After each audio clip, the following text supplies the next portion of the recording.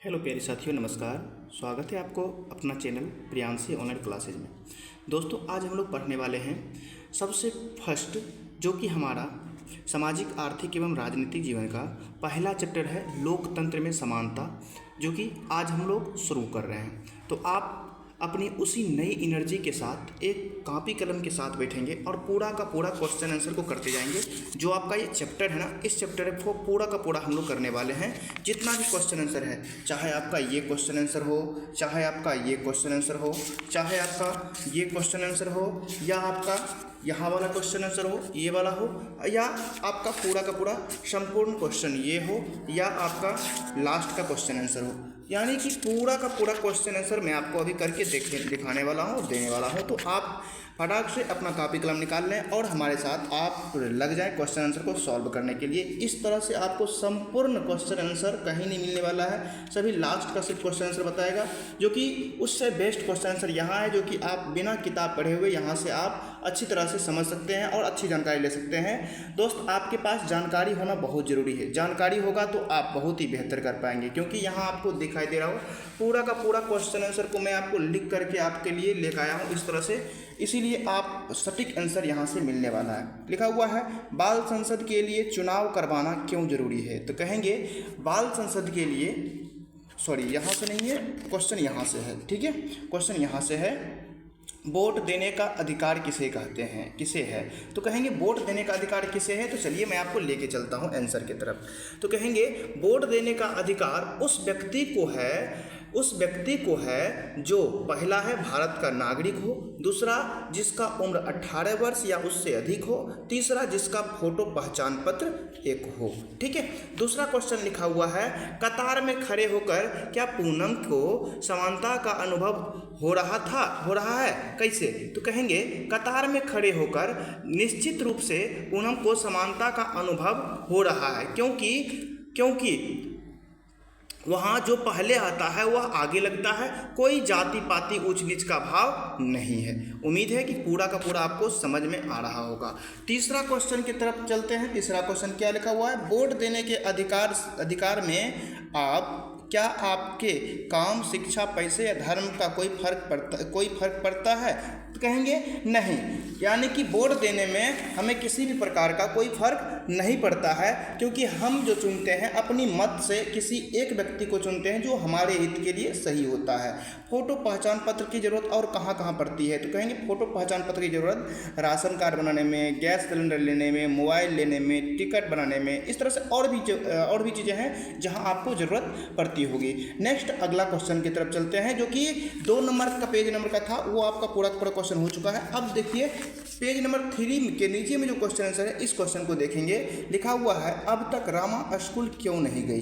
तो इसका आंसर क्या लिखेंगे, इसका आंसर होगा परिवार की गरीबी के कारण रामा 7 वर्ष के होने के बावजूद भी अब तक स्कूल नहीं गई है। दूसरा क्वेश्चन है, पूनम को असमानता का एहसास क्यों होता है। तो कहेंगे पूनम को असमानता का एहसास इसलिए होता है क्योंकि पूनम की बेटी 7 वर्ष की हो गई है लेकिन स्कूल नहीं जा रही है, लेकिन ज्योति की बेटी 5 वर्ष की है, वो जो कि अच्छे स्कूल में पढ़ती है। उम्मीद है कि अच्छा लग रहा होगा वीडियो।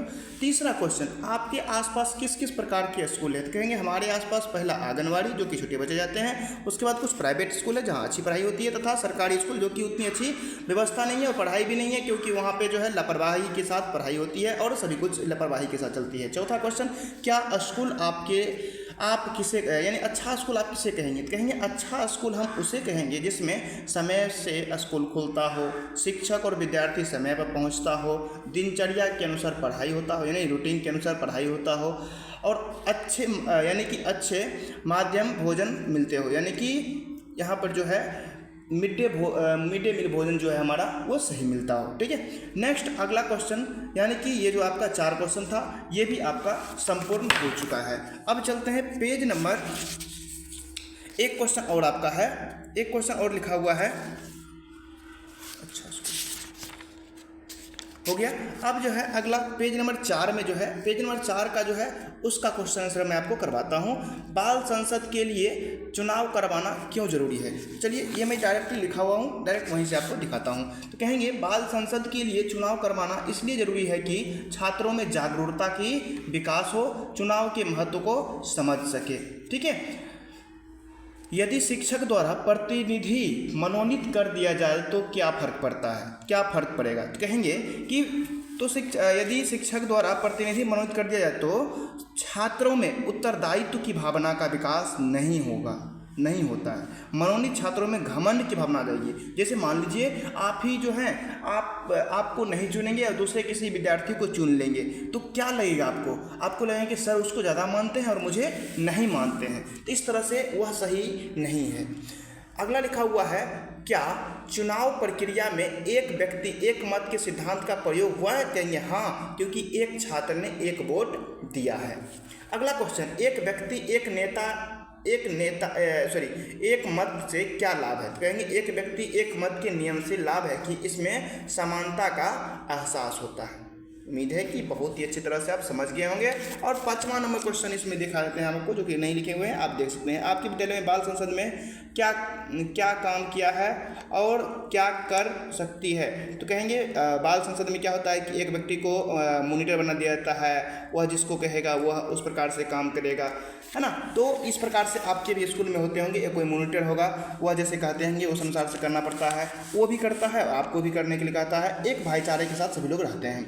नेक्स्ट अब चलते हैं पेज नंबर जो है आपका पेज नंबर 6 जो है, पेज नंबर 6 के जो 3 क्वेश्चन हैं उन तीनों क्वेश्चनों को हम अभी देख लेते हैं। तो पहला क्वेश्चन लिखा हुआ है, दक्षिण अफ्रीका में रेल यात्री के दौरान गांधी जी की गरिमा को किस प्रकार ठेस पहुंचाई गई? तो आप ये वाला लिख सकते हैं कि एक बार गांधी जी जो है ना रेल यात्रा के दौरान डरबन से प्रिटोरिया जा रहे थे, तो गांधी जी के पास प्रथम श्रेणी का टिकट था, वे प्रथम श्रेणी की यात्रा कर रहे थे, लेकिन कुछ गोरे लोग जो है ना उसे क्या करते हैं कि ट्रेन से धक्का मार करके जबरदस्त ट्रेन से उतार देते हैं। तो आराम से ये आप लिख सकते हैं, ठीक है।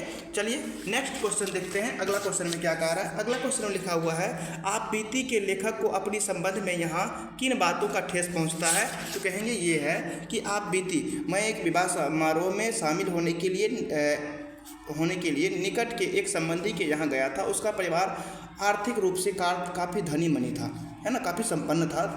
तो समारोह में उपस्थित प्रायः सभी लोग समाज के धनी लोग थे। सभी लोग काफ़ी महंगे सूट बूट में थे, गाड़ियाँ से आए थे। मैं एक साधारण परिवार से था। मुझे ना तो बैठने के लिए पूछा गया, ना खाने के लिए पूछा गया, यहाँ तक कि रात भर मुझे मच्छर काटते रहे और मैं सारी रात जागता रहा। उम्मीद है कि आप अच्छी तरह से लिख सकते हैं। तीसरा क्वेश्चन, क्या आपके साथ ऐसी घटना घटी हुई है जिससे आपकी गरिमा को ठेस पहुंचा है? तो कहेंगे हाँ, मेरे साथ भी घटी हुई है। कब घटी है? तो मेरे सहपाठी का कलम चोरी हो गया था, जो कि वह क्या किया, मेरे पर इल्ज़ाम लगा दिया और वो जा कर के सर को बता दिए थे और सर ने मुझे पूछना शुरू कर दिया, यानी कि यह मेरे लिए सबसे जो है ना मुझे खराब लगा था, ठीक है। इस तरह से आप लिख सकते हैं।